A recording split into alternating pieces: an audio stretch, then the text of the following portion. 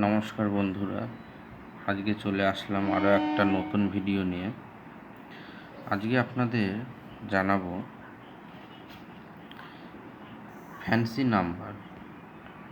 Number বলে, কেউ আবার বার্থডে নাম্বার বলে। তো ফ্যান্সি নাম্বার বা বার্থডে নাম্বার কীভাবে চিনবেন? বার্থডে নাম্বার বলতে যেমন ধরুন ডেট, মান্থ অ্যান্ড তারপরে ইয়ার, ঠিক আছে। যেমন ধরুন কারোর বার্থডে হলো,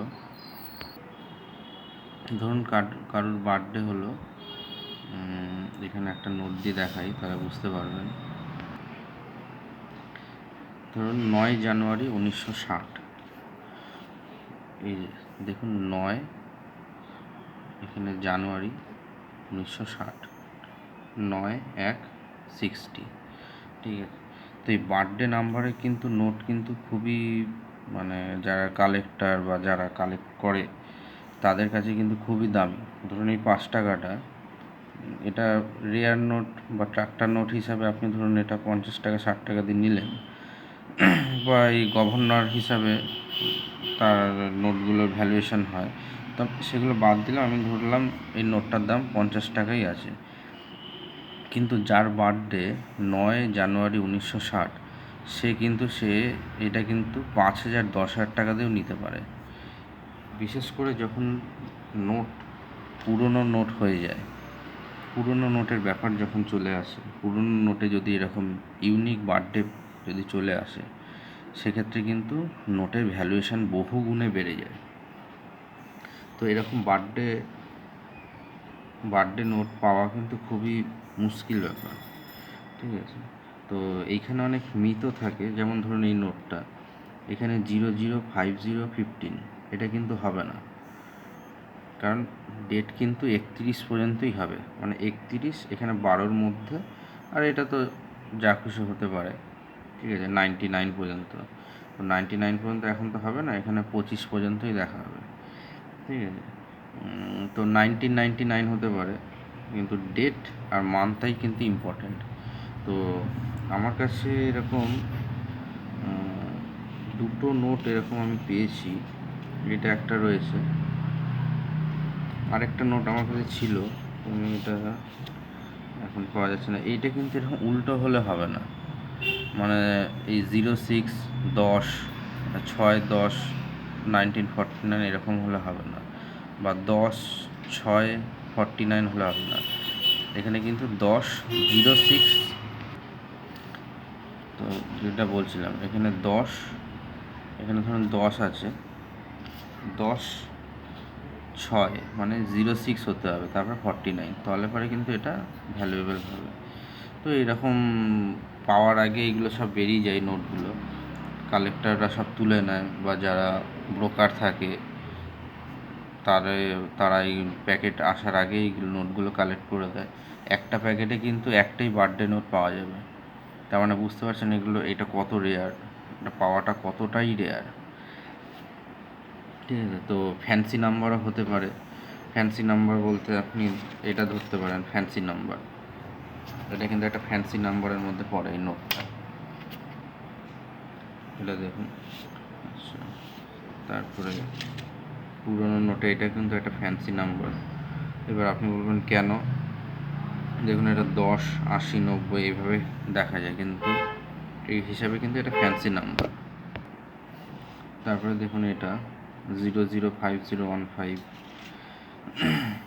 451515, তো এটা শুধু বার্থডে বলে নয়, কারোর অ্যানিভার্সারি থাকতে পারে, কারোর কোনো ইম্পর্টেন্ট ডেট হতে পারে, ঠিক আছে। সেই হিসাবে কিন্তু নোটগুলোর ভ্যালুয়েশন এরকম হয়। আচ্ছা, আরেকটা ব্যাপার, কেউ যদি এরকম নোট পান, ধরুন ফ্যান্সি নাম্বারের মধ্যে যেমন পড়ে 1947 নোট, ঠিক আছে, 15 আগস্ট 1947, তার 15/8/47, 15/8/47, ঠিক আছে। এরকম নাম্বার, বা যে কোনো কারো কোনো ইম্পর্টেন্ট ডেট থাকতে পারে। তো যারা কালেক্টর তারা কিন্তু এই নোটগুলো কিন্তু গিফট হিসাবেও কাউকে দিতে পারে। তো সেরকম পাওয়া কিন্তু খুবই রেয়ার। আমার কাছে আরও কিছু নোট আছে ইউনিক নাম্বার, আমি দেখাচ্ছি। ইউনিক নাম্বার নোট, যেমন দেখুন এইটা 788688, এটাও কিন্তু একটা ফ্যান্সি নাম্বারের মধ্যে পড়ে, ঠিক আছে।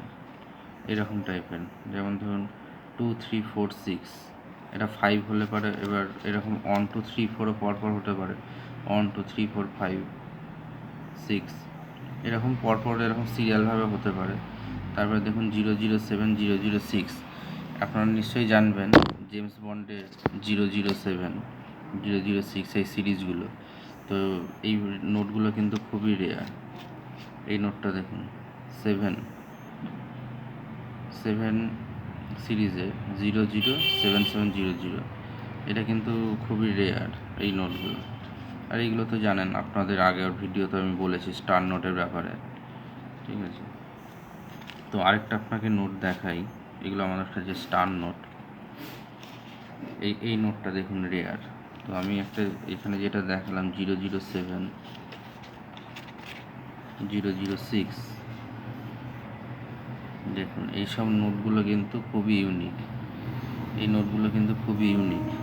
এগুলো কিন্তু আপনাদের হাতে আসলে পরে এগুলো কিন্তু আপনারা সংগ্রহ করে রাখতে পারেন। এটা একটা দেখুন 200 টাকার একটা স্টার নোট আছে। তারপরে আরেকটা নোটের মিথ আছে 786 নোট।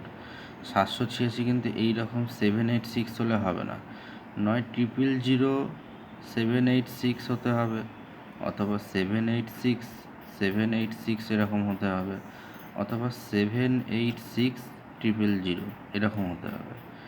তো এইখানে কিন্তু দুটো নোট কিন্তু দু রকম। আরেকটা নোট দেখাই, দেখুন এখানে 3টে নোটের মধ্যে পার্থক্য দেখতে পারবেন। দেখুন এই নোটটাতে কিন্তু দেবনগরী নাম্বার কিন্তু নেই। এই নোটটাতে 100 টাকার নোটের কিন্তু দেবনগরী নাম্বার নেই, এই সিম্বলটা কিন্তু এখানে নেই। এটাতে কিন্তু দেবনগরী সিম্বল রয়েছে, এটাতে কিন্তু দেবনগরী সিম্বল রয়েছে। এটা দেখুন নর্মাল ডিজিট নাম্বার, পুরনো যে নাম্বারগুলো, এটাতে দেবনগরী নাম্বার রয়েছে, কিন্তু এই নাম্বারটা দেখুন, এটাকে বলে টেলিস্কোপিক নাম্বার, ঠিক আছে। তো এই টাইপের পুরনো নোট যেগুলো আছে এরকম পরপর সিরিজ করে আপনারা কিন্তু সংগ্রহ করতে পারেন, ঠিক আছে। তো এই টাইপের নোটগুলো আপনারা কিন্তু আপনাদের সংগ্রহের মধ্যে রাখতে পারেন। আর এই পুরনো নোটের মধ্যে যদি এরকম ফ্যান্সি নাম্বার থাকে তাহলে তো সেটা তো প্রচুর টাকা মূল্য হতে পারে। যেমন দেখুন এই নাম্বারটা, এই রকম নাম্বার আপনি পাবেনই না। দেখুন 899977, এরকম এগুলো হলো ফ্যান্সি নাম্বার, পুরনো, ঠিক আছে। এই নাম্বারগুলো পাওয়া কিন্তু খুবই মুশকিল। তো আপনাদের চলতি টাকা হিসাবে যদি এগুলো পেয়ে যান, দেখুন এইগুলো কিন্তু ফ্যান্সি নাম্বার, সব কটার একটা ডিজিট পরপর কিন্তু 3 আছে। এগুলো সবই কালেকশানের কিছু, ঠিক আছে। তো যাই হোক, এই হলো আজকে আপনাদের কাছে ফ্যান্সি নাম্বারের ব্যাপারে জানালাম। আরেকটা নোট দেখাই আপনাদের, ঠিক এই 100 টাকাটা যেরকম দেখালাম সেরকম এই নোটটাও কিন্তু এরকম ব্যাপার আছে।